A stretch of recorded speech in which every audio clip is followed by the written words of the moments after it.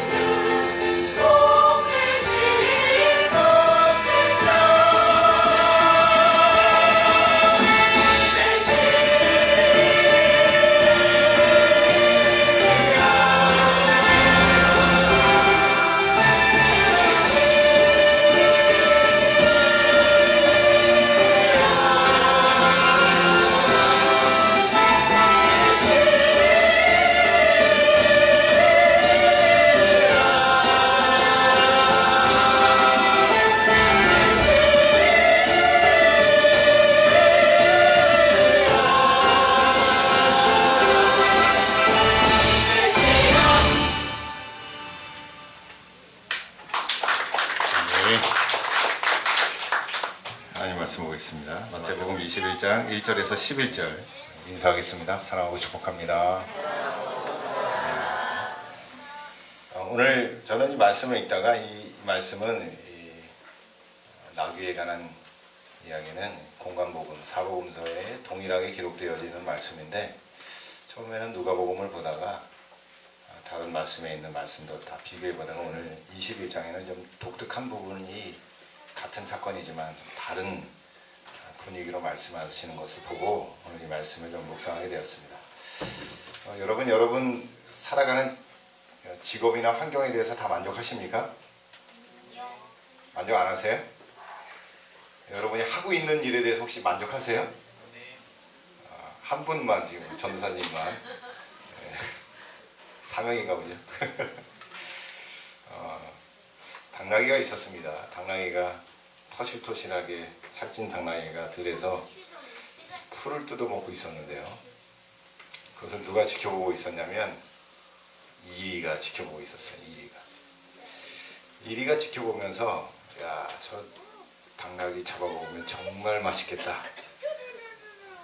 기회를 봐서 당나귀 뒤에 가서 엉 하고 나타나가지고 당나귀를 잡아먹으려고 하는데 당나귀가 갑자기 머리에 지혜가 떠올라가지고 이리에게, 달려드는 이리에게 이렇게 이야기했다고 합니다.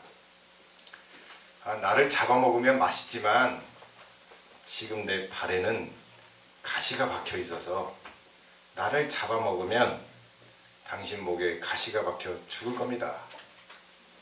그러니 나를 잡아먹기 전에 발에 있는 가시를 빼고 드십시오. 이리에게 그렇게 이야기했어요. 생각해보니까 이리가 맞는 말이에요? 틀린 말이에요? 맞는 말인 것 같아요. 그래서 당나귀의 발을 들어가지고 보려고 하는데 당나귀가 또 연기를 너무 잘해서 아픈 신용을 막 내는 거야. 아따고 아따고 막 하는 거예요. 박혔어요? 안 박혔어요? 안 박힌 거예요. 뭘 노렸냐면 당나귀가 이리가 자기 다리를 들 때 뒷발로 이리 얼굴을 때리려고 하는 속셈이었던 겁니다. 이리는 그것도 모르고 그렇지, 맛있는 걸 먹기 전에 가시를 빼야 되지 하고 나서 다리를 들어 올렸는데 마침 당나귀가 기회는 이때다 하고 이리 얼굴을 냅다 차버렸습니다. 그래서 이리 이빨이 그냥 다 깨져버린 거예요. 그리고 당나귀는 도망가고 이리가 남아서 자신의 신세를 한탄하면서 이런 이야기를 했다고 합니다. 그래, 아버지가 물려준 대로 백정이 맞았어. 나에겐 의사는 맞지 않아. 이런 말을 했다고 합니다. 무슨 말인지 아세요? 기는 자는 들지어다. 오늘 본문에 어린 나귀 새끼 이야기가 나오는데 저는 나귀의 초점을 물론 두고도 있지만 오늘 예수님이 왜 하필이면 나귀를 타고 오셨을까? 이 말을 오늘 이 말씀을 통해서 우리가 함께 깨닫고 말씀의 깊이 가운데 주님의 음성을 듣고 주님의 깊은 가운데 나가기를 간절히 축복합니다. 저거를 보시면 기대로부터 시작합니다. 오늘 본문은 기대로부터 어떻게 보면 시작되어집니다. 마태복음 21장, 마가복음 11장, 누가복음 19장, 요한복음 12장에도 동일한 말씀이 그렇게 시작되어집니다. 감람산 벳박에 이르렀을 때 예수님께서 제자들에게 나귀를 가져오라고 시키기 전에 사실 어떻게 보면 요거는 좀 상황이 좀 우리가 좀 뒤집어서 볼 필요가 있는데 11장에서는 예수님이 이제 죽은 나사로를 살리셔요. 죽은 나사로가 그냥 죽은 게 아니라 무덤에 들어간 지 3일 만에 그 썩은 내나고 시체나는 그 시체를 통하여 말씀하시고 나사로야 나오라 라고 선포하셨는데 나사로가 진짜 배를 동이고 그 미라처럼 뛰어나왔어요. 이 사건 보면은 정말 놀라운 사건이라는 것을 우리가 알 수 있는데 이 사건이 예루살렘에 퍼지게 되었고 정말 예수님이 엄청난 인기를 얻게 되었죠. 그 주보에 기록되는데요. 죽은 나사로를 살리시며 예루살렘에 들어오시는 예수님을 바라보는 사람들의 시선이 어땠냐면 이제 로마의 통치로부터 자유와 해방을 가져다 줄 거라는 기대감으로 가득 차 있었다는 거예요. 기대감이 가득 차 있었어요. 그러니까 유례없는 사람들이 많이 모였을 뿐만 아니라 예수님에게 호의적이었다는 거예요. 어느 정도였냐면 오늘 본문에도 나오는 이야기 있는데 자신들의 겉옷을 걷어서 바닥에 깔아줬어요. 그전에는 예수님이 뭐 오병이의 기적을 일으키거나 눈먼 자를 눈뜨게 하거나 안진뱅이를 일으켰을 때의 사건들에 보면 뭐 겉옷을 벗어서 깔아주기는커녕 예수님에게 칭찬 한마디 하는 이야기들이 거의 없습니다. 예수님을 신란하고 비난하는 이야기들이 가득했죠. 근데 오늘 본문에서는 유례 없이 예수님에게 호의적이었고 종려나무 가지를 흔들면서 어떤 이야기를 했냐면 다윗의 자손 예수여라는 이야기를 하고 있다는 거예요. 다른 곳에서는 그렇게 다윗의 자손이라고 인정한 적이 없었거든요. 갈릴리에서 선한 것이 나을 수 있겠느냐, 나사렛에서 선한 것이 나을 수 있겠느냐, 이런 비판을 많이 했었죠. 여러분 8절 9절을 보시면 오늘 본문이죠. 8절 9절 무리에 대다수는 그들의 겉옷을 길에 펴고 다른 이들은 나뭇가지를 베어 길에 폈다. 그리고 노래를 불렀죠. 9절에 앞에서 가고 뒤에서 따르는 무리가 소리 높여 이르되 호산나 다윗의 자손이여 찬송하리도다. 주의 이름으로 오시는 이여 가장 높은 곳에서 호산나 하더라. 네. 근데 여러분 이런 상상을 해보세요. 예수님이 막 왕처럼 사람들이 겉옷을 깔아서 길에 쫙 융단처럼 깔려있고 종려나무 가지를 막 흔들면서 야 다윗의 자손 예수여 어서 오시옵소서라고 찬양하고 있는데 예수님은 뭘 타고 오시는 거예요? 예. 상상이 다 되세요? 잘 안 되죠? 조금 현실적인 감각으로 한번 얘기해 볼게요. 만약에 미국의 트럼프 대통령이 한국에 왔다 그러면 어떤 의전이 행해질까요?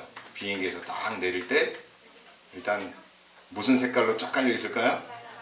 빨간색으로 쫙 양탄자나 용이 쫙 깔려 있어요. 거기를 딱 내려올 때 옆에서 사람들이 뿐만 아니라 그 군인들이 나팔을 불고 총을 쏘고 막 거기서 경례를 하고 의전 행사가 막 이루어지는 거예요.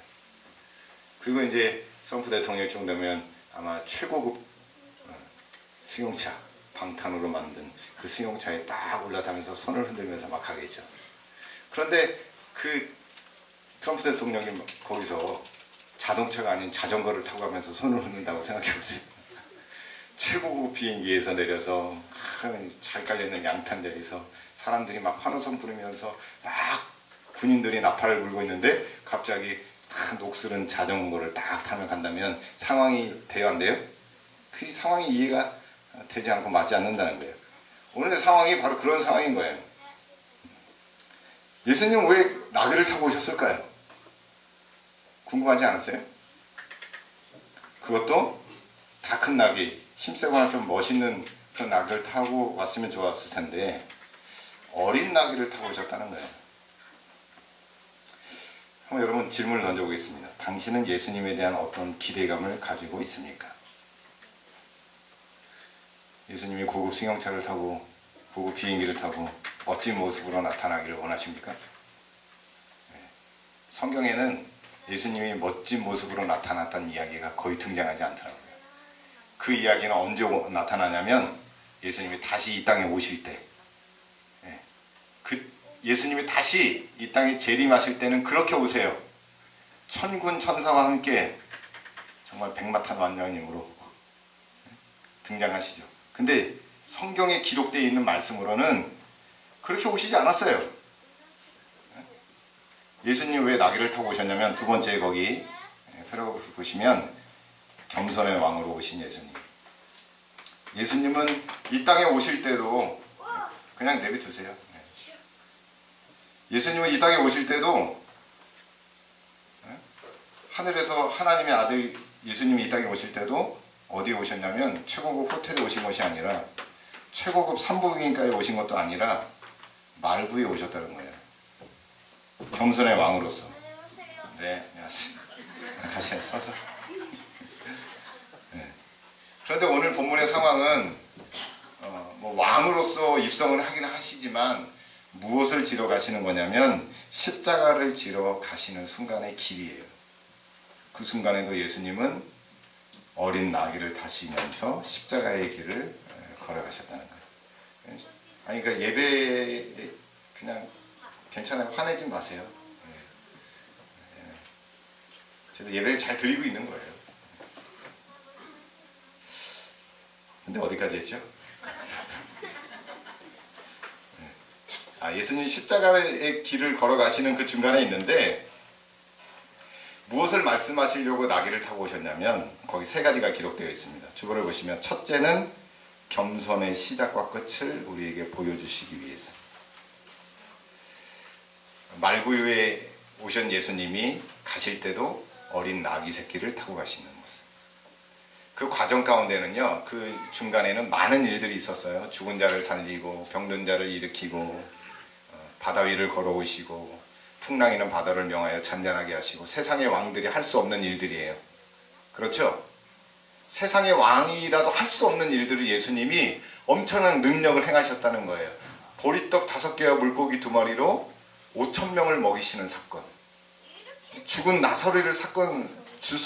나사로를 일으키시는 사건은 세상의 왕들이 할 수 없는 엄청난 능력과 권능을 가지고 계신데 그분은 세상을 다스리고도 남을 만한 권능과 능력이 있으신 분인데도 불구하고 겸손의 시작과 끝이 무엇인지를 보여준다는 거예요. 그런데 우리 인생도에 어떻게 보면 여러분 적신으로 왔다가 빈손으로 가는 게 맞죠? 네? 적신으로 옵니다. 우리는 다 빈몸으로 와요. 벌거벗은 몸으로 왔다가 우리가 이 세상을 떠날 때는 어떻게 해요? 네, 빈몸으로 가요.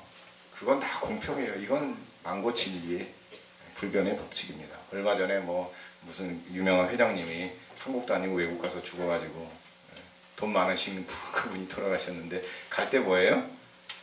통장 하나 도장 하나 못 갖고 가요. 땡전 한 푼 못 갖고 간다는 거예요. 예수님이 우리에게 보여주는 모습이 뭐예요? 나는 말구유에 왔기 때문에 어린 나귀 타기를 간다. 겸손의 시작과 끝을 우리에게 보여주시는 거예요. 예수님이 이 세상을 다 가질 수 있는 권세와 능력이 있음에도 불구하고 그걸 다 내려놓고 나귀를 타고 가셨다는 거예요. 우리의 모습이 그래야 합니다. 여러분 다 가질 수 있지만 다 할 수 있지만 예수님처럼 겸손하게 나귀를 타고 가는 모습, 내려놓을 수 있고 포기할 수 있는, 내가 무엇 때문에 지금 이것을 하고 있는가를 정확히 알아야 된다는 거죠.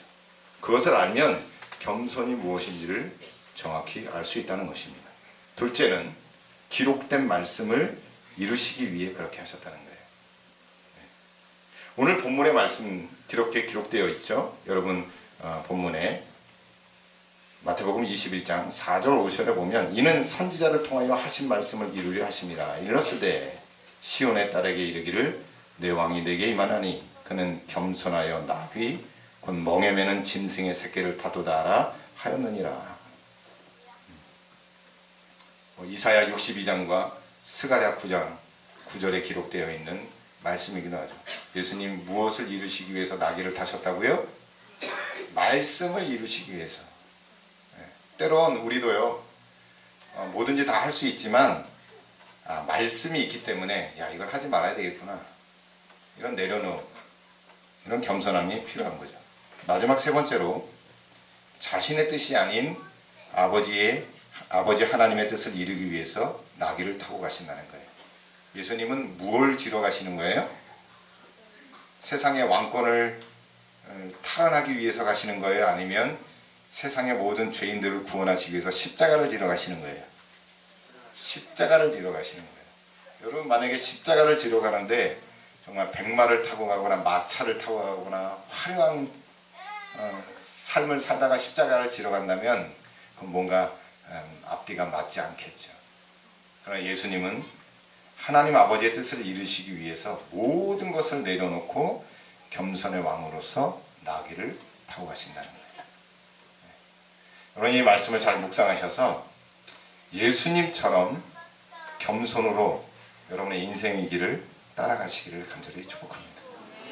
그리고 한 주간 고난주간이 시작되어지는데 고난주간 새벽 예배 가운데 더 잘 수 있고 잠자는 시간은 내가 가질 수 있는 거지만 예수님이 그렇게 하셨던 것처럼 나도 그것을 좀 포기하고 내려놔야겠다. 나도 편안한 길 가고 싶지만 편안하게 신앙생활하고 싶지만 예수님이 그렇게 하셨으니까 나도 겸손하게 나귀를 타고 가야겠다. 고난의 길을 걸어야겠다. 그리고 한 주간 그렇게 살아가시기를 간절히 축복합니다. 마지막으로 여기가 하이라이트입니다. 무거운 짐, 무겁지 않은 인생. 저는 여기에서 참 은혜를 많이 받았습니다. 한 번도 짐을 져본 적 없는 어린 나귀에게 예수님을 태고 가는 것은 정말 큰 부담이고 큰 짐입니다. 그렇죠? 한 번도 뭔가를 해보지 않은 이 어린 나귀가, 그것도 예수님 몸무게를 한번 계산해 보니까 제 몸무게를 한번 맞춰보세요. 지금 몇 킬로일까요? 54 나왔습니다. 네? 77 나왔습니다. 65. 64. 상상은 자유고요. 예수님이 만약에 제 키에 제 정도 됐다고 한다면 보통 한 70에서 80어간 정도예요. 어린 나귀가 짐을 한 번도 져보지 않았는데 7, 80kg에 되는 무게를 견디기는요 상당히 버겁다는 거예요. 사실 부담이 된다는 거예요. 너무 가혹하다고 생각할 수 있어요. 예수님이 하필 어린 나귀를 탔을까?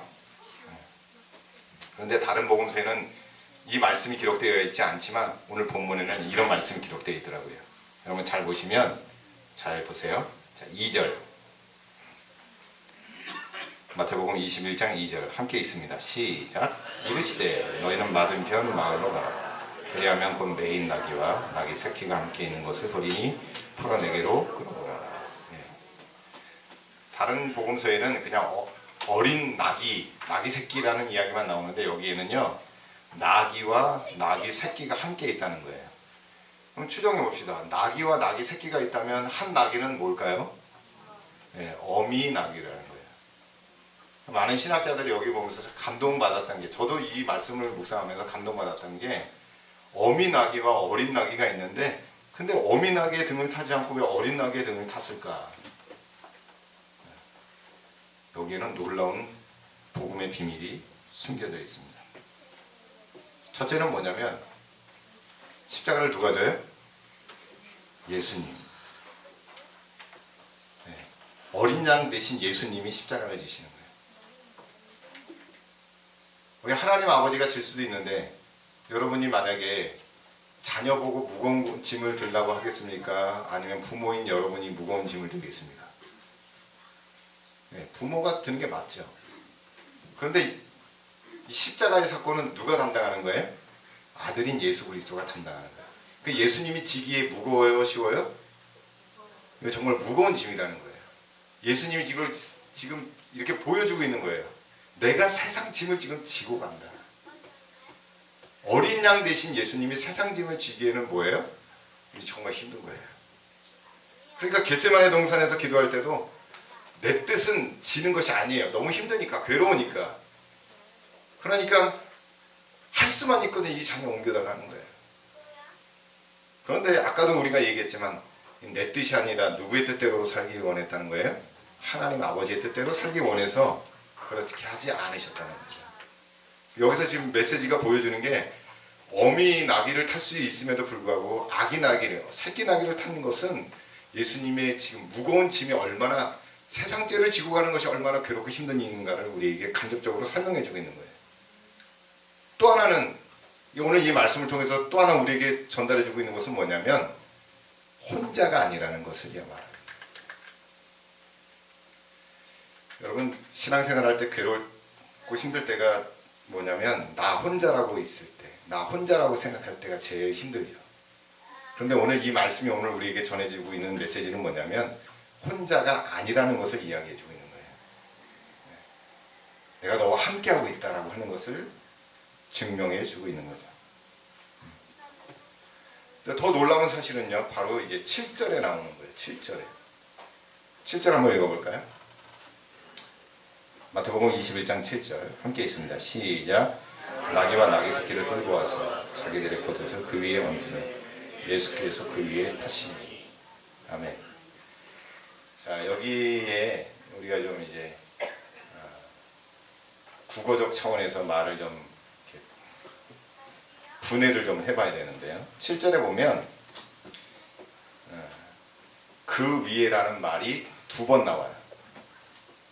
그 위에라는 말이 2번 나와요. 이제 국어적 차원에서 잘라보면 앞에 나오는 그 위에는 어디를 말하는 거예요? 나귀의 등 위에 겉옷을 까는 거예요. 그리고 예수님이 그 위에 탔다는 말은 어디에 탔다는 거예요? 겉옷 위에 탔다는 거예요. 이게 오늘 우리가 좀 생각해보고 깊이 묵상해야 될 말씀입니다. 세상을 살다 보면 세상이 주는 짐의 무게는 정말 무겁죠. 그냥 우리가 그 맨몸으로 그 세상의 무게를, 짐을 지기에는 너무 가혹하고 힘들다는 이야기입니다. 더더군다나 세상 일도 힘든데 주의 일을, 하나님의 나라의 일을 감당할 때는 얼마나 힘들까요? 교회를 하기 힘들죠. 교회 일이 별로 것도 없는데 신앙생활하기 힘들죠. 주님의 길을 따라가고 주의 짐을 지는 것이 정말 힘듭니다. 그런데 예수님이 오늘 이 행동들의 메시지를 보면 그냥 나귀 위에 탄 것이 아니라 나귀 위에 깔려져 있는 겉옷 위에 예수님이 타셨다는 이 메시지를 왜 여기에서 이 기자가 서술하고 있냐라고 하는 의미입니다. 마태복음 11장 29절 30절에 보면 주보에도 기록되어 있는데, 여러분, 예수님의 멍에는 쉽고 예수님의 짐은 가볍습니다. 그런데 왜 오늘 왜 겉옷 위에 예수님이 앉으셨냐면, 예수님이 여러분 인생에 그냥 타시면 여러분 정말 무거울 겁니다. 그러나 주님은 항상 우리에게 은혜를 먼저 주신다. 은혜를 깔고 가기 때문에 가능한 이야기예요. 나귀는 예수님이 무거웠을까요? 안 무거웠을까요? 무거웠어요? 안 무거웠어요? 성경에는 기록되어 있지 않습니다. 무거웠는지 가벼웠는지는 기록되어 있지 않지만, 오늘 예수님이 이 기록된 말씀을 통하여 우리가 유추해 볼 수 있는 말은 뭐냐면, 예수님은 가벼웠다는 거예요. 아까도 이야기했지만 예수님의 멍에는 쉽고 예수님의 짐은 가볍습니다. 하나님의 은혜가 여러분에게 덮여지시기를 간절히 축복합니다. 예수께서 그 위에 타시니, 다시 말하자면 여러분의 인생의 배 위에 예수께서 타실 때에 어떨 때는 부담스럽겠죠. 어떨 때는 좀 예수님이 안 탔으면 좋겠다. 여러분 신앙생활 할 때 그런 적 있지 않으세요? 혹시 예수님 이건 안 봤으면 좋겠다. 여기엔 좀 안 계셨으면 좋겠다. 여기까지 따라오시니 너무 좀 부담스럽다. 이렇게 느껴질 때. 그런데요, 예수님 오늘도 우리에게 은혜로 덮어주십니다. 예수님이 나귀 위에 까신 것은 나의 모든 연약함과 허물을 나의 은혜로 덮겠다라고 하는 의지를 담고 있는 겁니다. 십자가에서 흘리신 모든 보혈로 덮겠다는 의미예요. 사실 어떻게 보면 우리가 세상을 살아가거나 주의 일을 감당하는 모든 일들이 다 힘겹고 버겁고 무거워요. 그런데 오늘 예수님께서는 이 의미를 우리에게 이야기하고, 예수께서 그 위에 타셨다라고 하는 의미를 무엇으로 우리가 받아들일 수 있냐면, 어떻게 보면 우리는 작고 나약한 어린 나귀 새끼에 지나지 않지만, 예수님이 쓰시려고 할 때 우리에게 은혜를 주셔서 우리를 덮어주시고 우리의 연약한 부분들을 가려주셔서 주님의 일을 하게끔 하시는 거예요. 이렇게 보면요, 예수님이 지금 예루살렘에 입성하시면 그 상황을 가만히 지켜보면 나귀 새끼가 보이는 게 아니라 누가 보이는 거예요? 예수님이 보여야 한다는 것을 이야기하고 있는 겁니다. 이 상황 가운데서 자꾸 나귀 새끼의 그 불쌍함을 보고 연약함을 본다면 우리 신앙생활이 초라한 모습밖에 안 보인다는 거예요. 내 모습이 보이는 게 아니라, 어린 나귀가 보이는 게 아니라 누가 보여지길 원하시는 거예요? 세상죄를 지고 가시는, 십자가의 길을 향해 달려가시는 예수님을 보여주기 위해서 예수님이 그 위에 덮고 그 위에 타고 있다는 거예요. 우리가 신앙생활 하다 보면 나 자신을 드러내기가 정말 너무나도 많아요. 그런 순간들이 너무나도 많죠. 그때 여러분 나 자신이 드러나게 되어지면 그 짐이 점점점 무거워집니다. 그러나 나는 가려지고 예수님이 나타나면 내 뒤에 내 인생의 무게에 얹어진 그 짐들은 가벼워지고 쉬워진다는 거예요. 이 원리를 오늘 이 말씀을 통해서 깨닫고 여러분의 삶 가운데서 여러분의 삶의 무게가 가벼워지고 쉬워지시기를 간절히 축복합니다. 내가 드러나면, 하나님의 은혜로 가려지지 아니하면, 그때는 내가 잘난 것 같고 뭔가 승리하고 성공하는 것 같지만 그게 아니고요, 그 짐이 정말 무거운 거예요. 그러나 반대로 나는 초라해지는 것 같고 가려지는 것 같지만 인생의 무게는 쉬워지고 가벼워지고 주님의 멍에는 정말 쉬워진다는 거죠. 오늘 여러분의 인생에 예수님이 올라타시기를 간절히 축복합니다. 그냥 타시는 것이 아니라 은혜로 덮여주시기를 간절히 축복합니다. 우리 함께 찬양하겠습니다.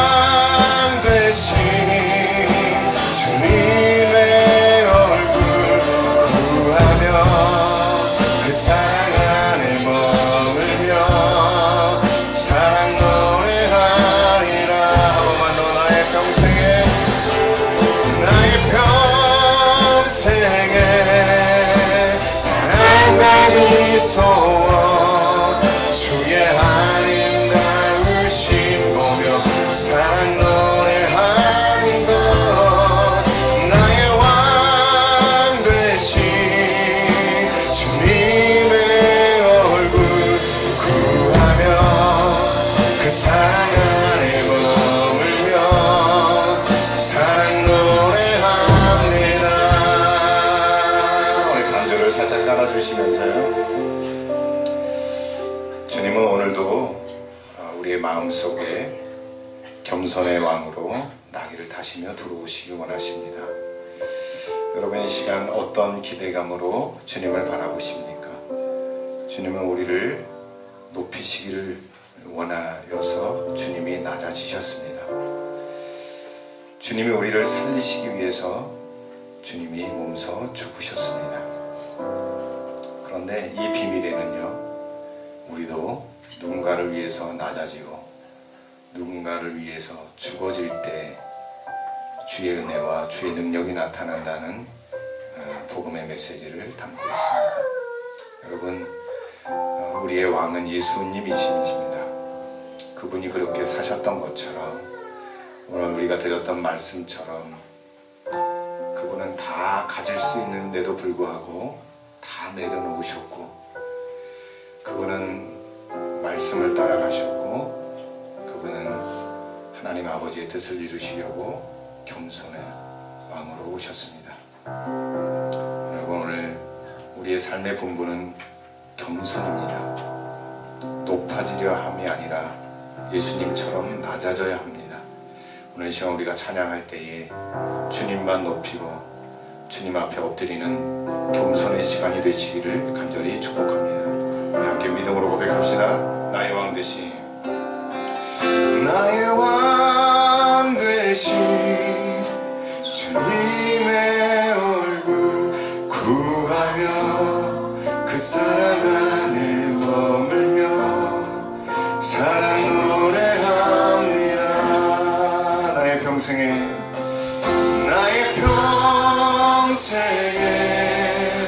단 한 가지 소원 주의 아름다우신 보며 사랑 노래하는 것 나의 왕 되신 주님의 얼굴 구하며 그 사랑 안에 머물며 사랑 노래합니다.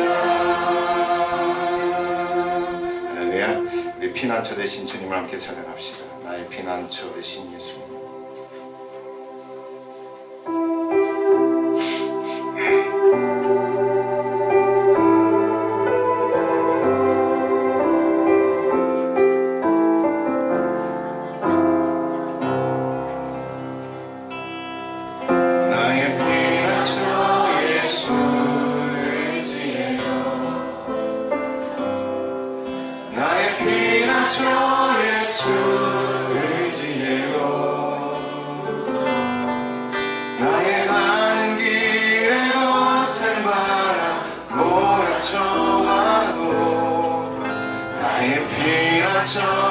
예수 의지해요.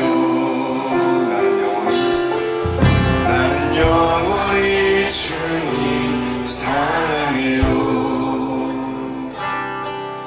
나는 영원히 주님 사랑해요.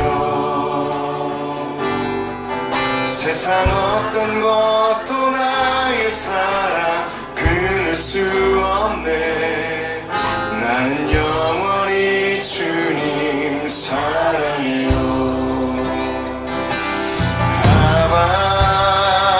아버지 나를 사랑하시니 나의 모든 것 주께 드려요. 아버지 내가 여기 있으니 주님 영광 위하여 써주세요. 나의 피난처 되신 예수, 나의 피난처 예수 의지해요. 나의 피난처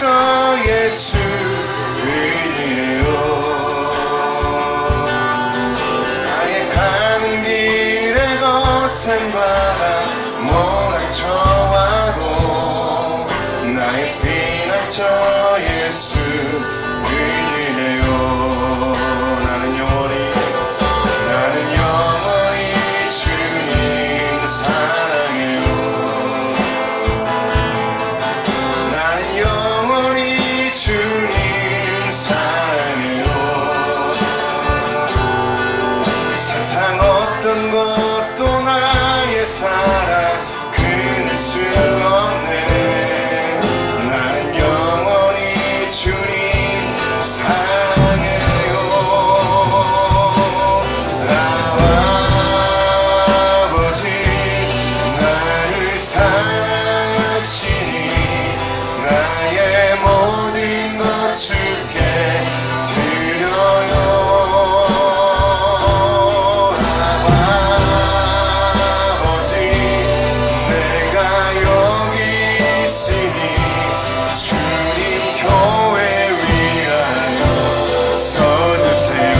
아버지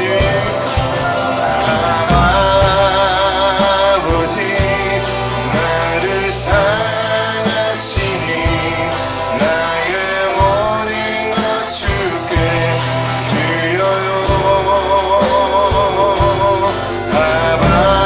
아버지 내가 여기 있으니 주님 나라 위하여 써주세요.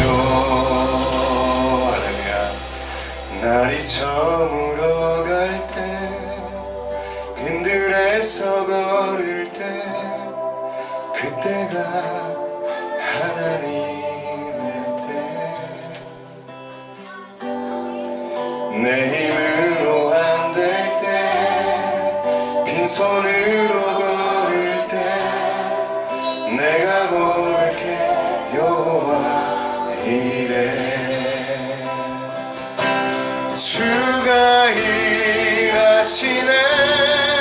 주가 일하시네. 주께 아끼지 않는 자에게 주가 일하시네. 주가 일하시네. 신뢰하며 걷는 자에게 우리 모인 이곳에 주님 함께 계시네. 누리네 아버지 은혜.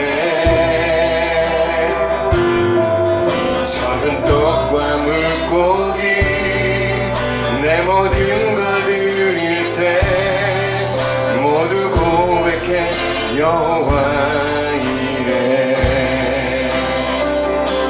주가 일하시네. 주가 일하시네. 주께 아끼지 않는 자에게 주가 일하시네. 주가 일하시네.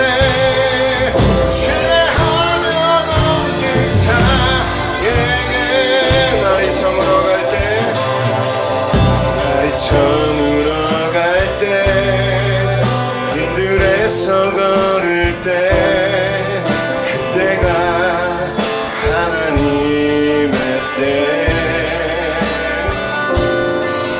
내 힘으로 안 될 때 빈손으로 걸을 때 내가 고백해 여호와 이래. 우리 모인 이곳에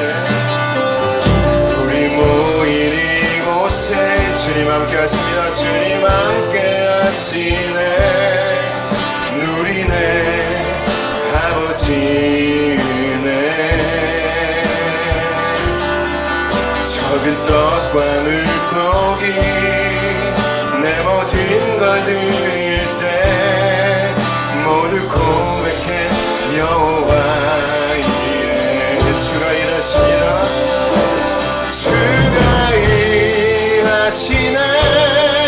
주가 일하시네. 주께 아끼지 않는 자에게 주가 일하시네.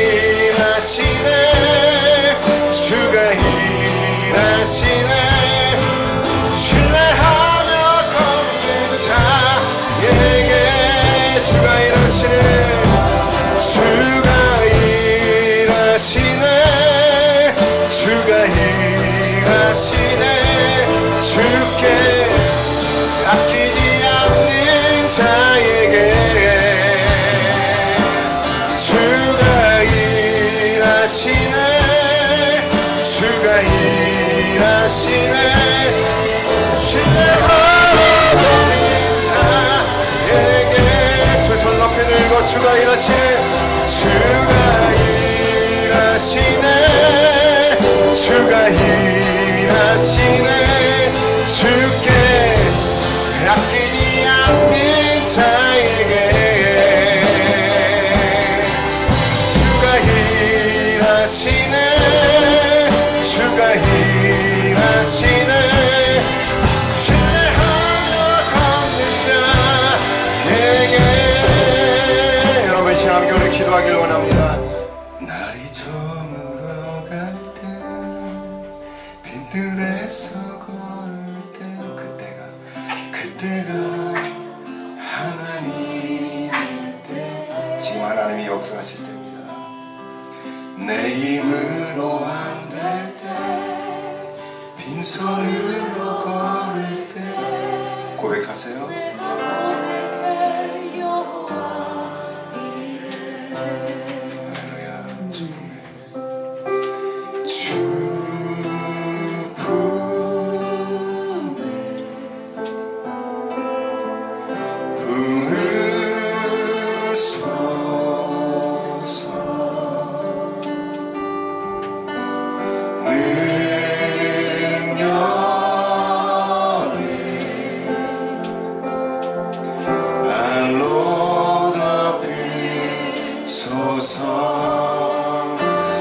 거친 파도 나 향해 와도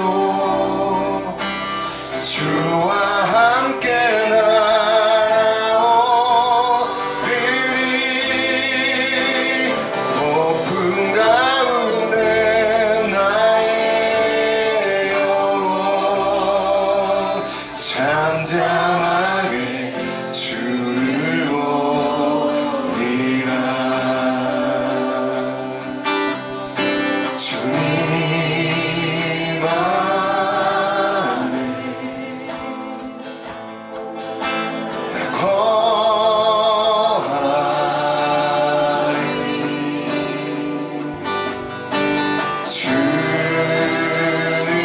주는요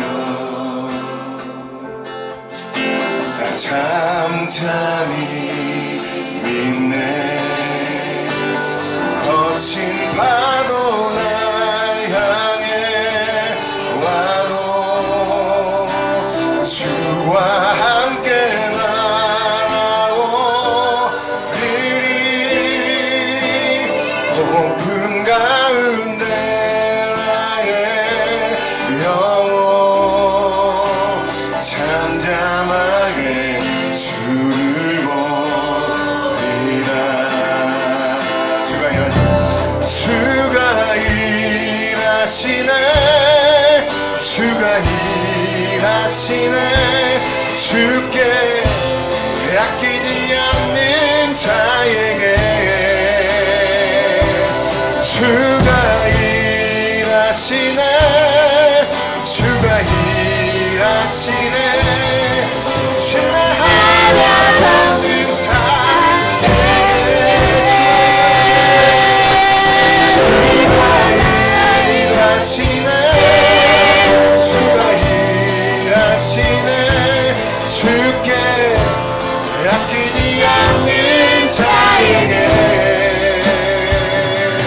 주가 일하시네 주가 일하시네 신뢰하며 걷는 자에게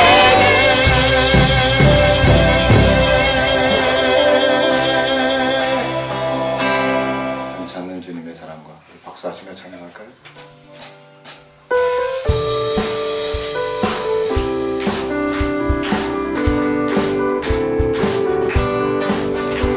찾는 주님의 사랑과 거룩한 보혈의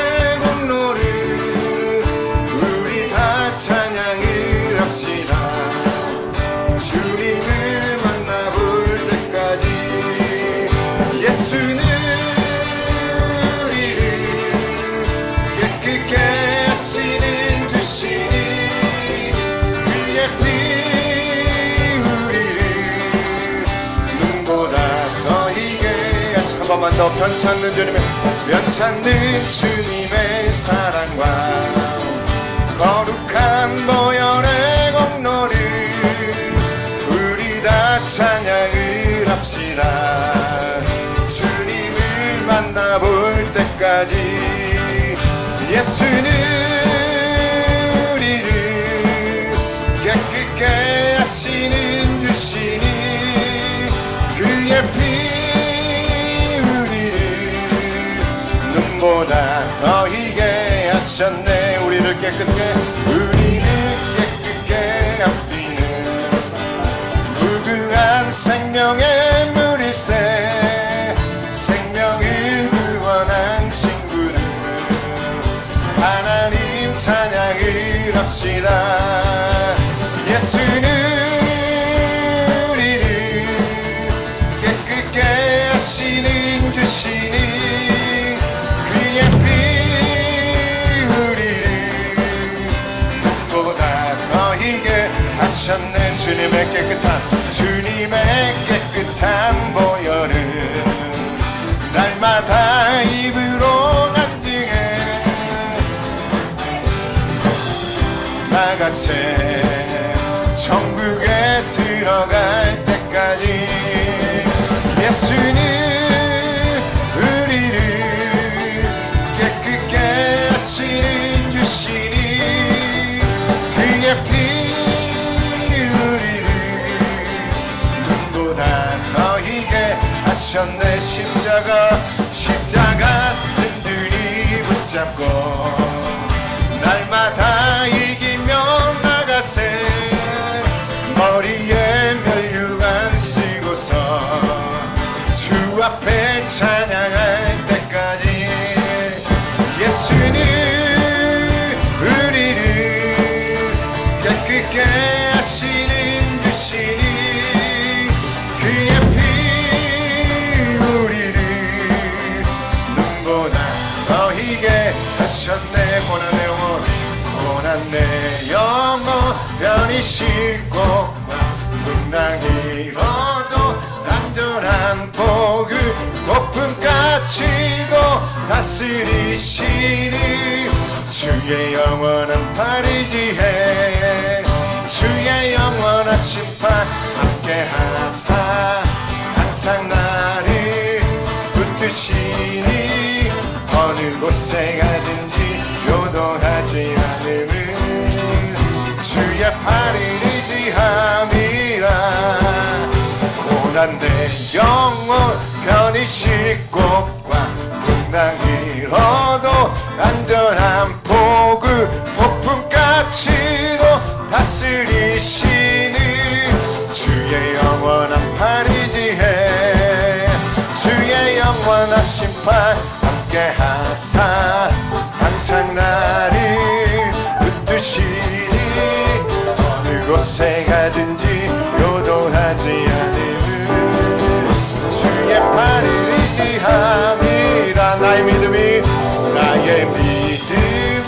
연약해져도 미리 예비한 힘을 주시며 위태할 때도 안보하시니 주의 영원한 팔 의지해 주의 영원한 심판 함께 하사 항상 나를 붙드시니 어느 곳에 가든지 요동하지 않음은 주의 팔을 의지하리라.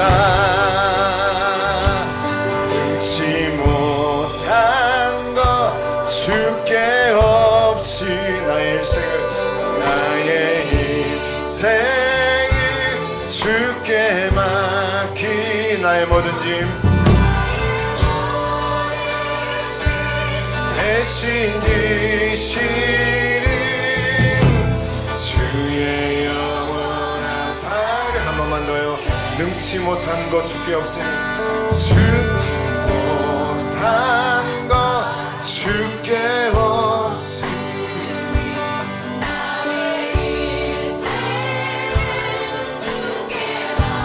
같이 일어나셔서 믿음으로 선포합시다.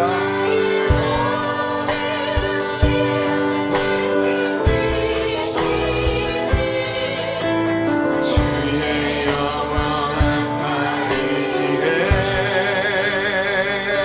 주의 영원하신 팔 함께 하사 항상 나를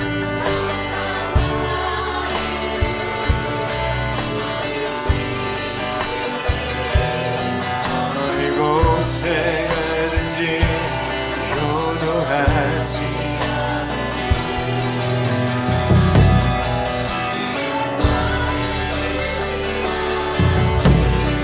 주의 영원하신 팔 주의 영원하신 팔 함께 하사 항상 나를 붙드시니 곳에 가든지 요동하지 않음은 주의 팔을 의지하니 우리 목소리로만 주의 영원하신 팔 주의 영원하신 팔 함께 하사 항상 나를 붙드시니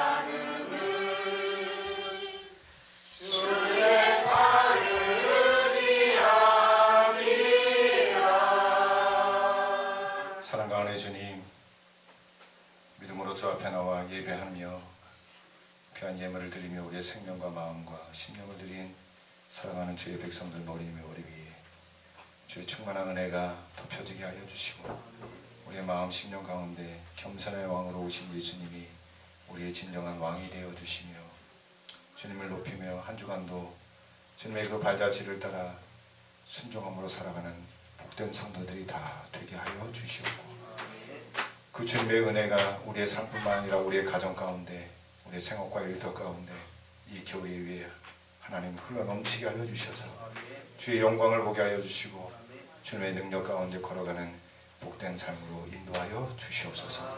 이제는 우리 구주 예수 그리스도의 은혜와 아버지 하나님의 놀라우신 사랑과 성령님의 임재 교통하심이 말씀을 듣고 주님이 올라타신 인생이 되기를 다짐하는 사랑하는 성도들의 그 삶이 이제부터 영원토록 함께 없기를 간절히 축복합니다. 아멘.